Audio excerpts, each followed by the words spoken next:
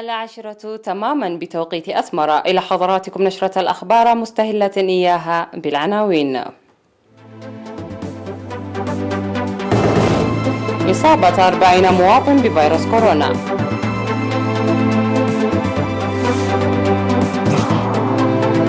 جهود لمكافحة الأمراض الحيوانية في أقليم عنسبة. وزارة الزراعة تعمل لتحسين نسل الخيول في بلادنا. الولايات المتحدة تعيد إدراج كوبا ضمن قائمة الدول الراعية للإرهاب. بكين توسع قواعدها البحرية وتطور أسطول حاملات طائراتها. وانطلاق قمة كوكب واحد في باريس لإعادة إحياء المفاوضات حول البيئة. إعلان وزارة الصحة. أعلنت وزارة الصحة أن الفحوصات المخبرية أظهرت إصابة 40 مواطن بفيروس كورونا اليوم 12 من يناير في مراكز العزل بالإقليمي الأوسط والجنوبي. وظهرت الإصابات 13 في مركز العزل في أسمر بالإقليم الأوسط، و27 في مراكز العزل في مندفر بالإقليم الجنوبي. في غضون ذلك شفي 131 مريض كورونا، من بينهم 123 كانوا في الإقليم الجنوبي و8 في الإقليم الأوسط. بهذا بلغ عدد الإصابات بفيروس كورونا في البلاد حتى اليوم 1596 إصابة، شفي منها 934 ووفاة 6، ولا يزال 656 مريضا يتلقون الرعاية الصحية في المستشفيات. وزارة الصحة 12 من يناير 2021.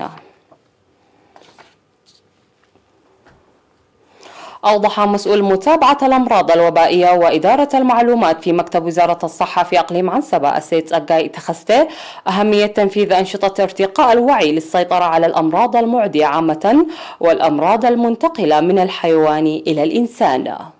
وقال إن تناول اللحوم النية والألبان غير المبسترة تؤدي إلى مختلف الأمراض وكذلك مرض داء الكلب، مذكرا بأن هذه الأمراض تؤدي إلى الوفيات ما لم يتم علاجها بسرعة.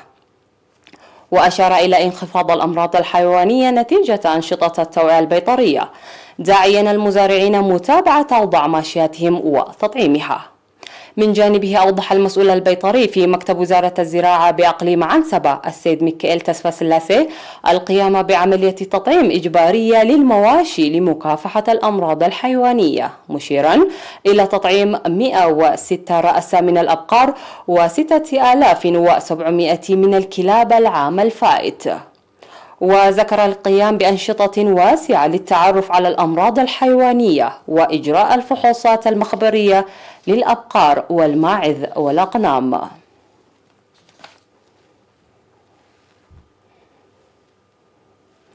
أقامت وزارة الزراعة مركزا لتربية الخيول وتهجينها لتحسين سلالات الخيول وتكاثرها.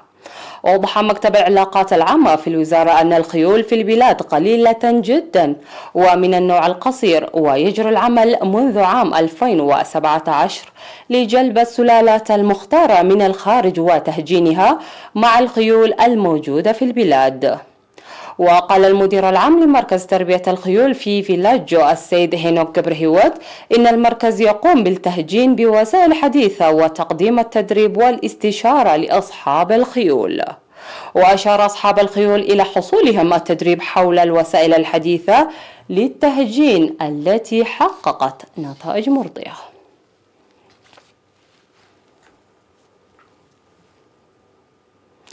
تعرض مخزن الأدوية في مستشفى عصب الكائن في ضاحية بلين كوما بمدينة عصب لحريق يوم أمس 11 من يناير. وأفاد مراسل وكالة إيرنا نقلا عن الجهات المعنية بأن الحريق لم يسفر أي أضرار على الأرواح، إلا أن الأدوية والمستندات التي كانت مخزنة في المخزن احترقت بالكامل. وأوضحت الشرطة بأن الحريق تمت السيطرة عليه بدعم وحدة إطفاء الحريق والمواطنين وأعضاء قوات الدفاع، وتجري التحقيقات للتعرف على أسباب نشوب الحريق. مشاهدينا، هذه كانت أخبارنا المحلية، فاصل قصير من ثم نعود لمتابعة الأنباء على الصعيد العالمي. ابقوا معنا.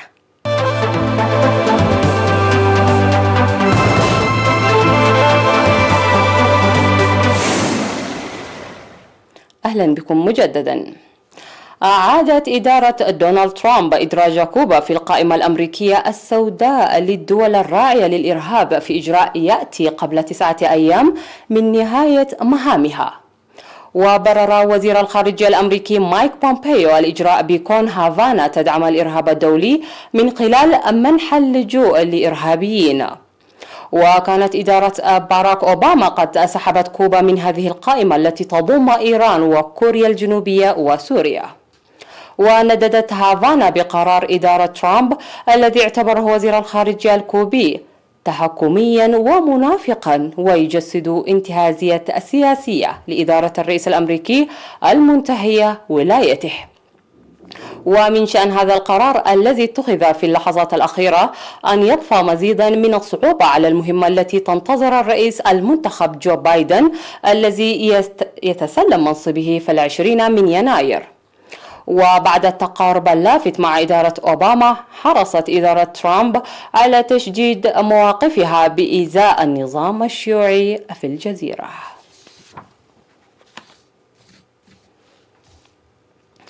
اختتمت البحرية الصينية مناورات بالذخيرة الحية امتدت لعدة أيام، وكان مسرحها بحر الصين الجنوبي، مستفيدة من عمليات التوسيع الأخيرة التي قامت بها في إحدى القواعد البحرية في المنطقة. وبحسب تقرير، أقلعت الطائرات المروحية من طراز هاربين زد من قاعدة الثانية المقامة على المنحدر الجنوبي لجزيرة هاينيان، وقامت بإطلاق قاذفاتها المضادة للسفن على أهداف هيكلية. وترسل مناورات الذخيرة الحية دلالة رمزية، غير أن موقع إقلاع الطائرات المروحية يمثل الحدث الأبرز فيها بوجه خاص، إذ أن القاعدة التي انطلقت منها شهدت تطورا هائلا خلال العام الماضي حسب ما تفيد التقارير. ويمثل بحر الصين الجنوبي منطقة استراتيجية مهمة وساخنة ومستهدفة. تدعي الصين سيطرتها على المنطقة بأسرها، وقامت من جانبها تقوية قواعدها البحرية في المنطقة.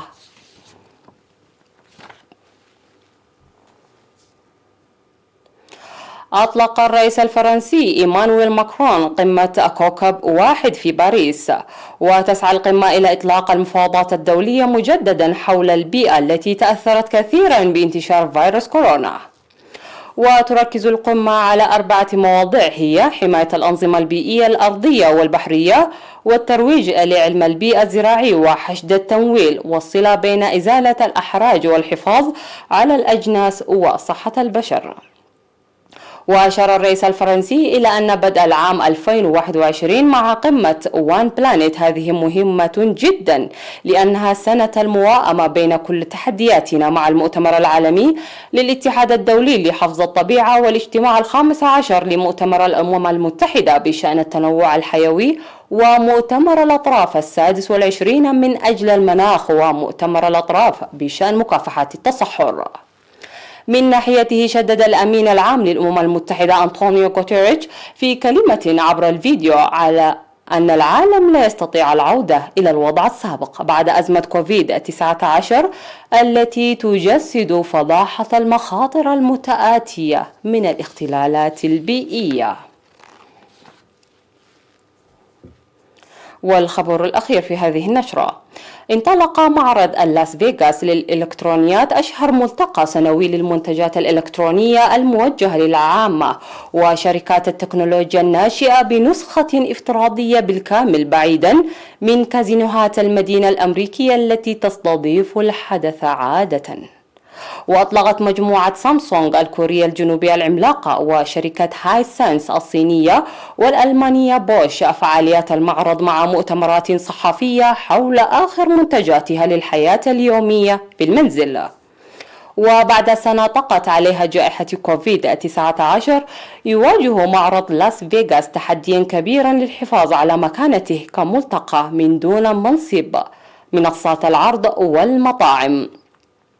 واستثمر المشاركون الذين يقدمون ابتكارات واكسسوارات شتى افتراضيا من مقارهم في سائر أنحاء العالم مبالغ كبيرة في مجال التواصل للتمايز، غير أن عدد هؤلاء أقل بكثير من السنوات السابقة، إذ تضم نسخة هذا العام 1800 عارض في مقابل 4000 في نسخة 2020.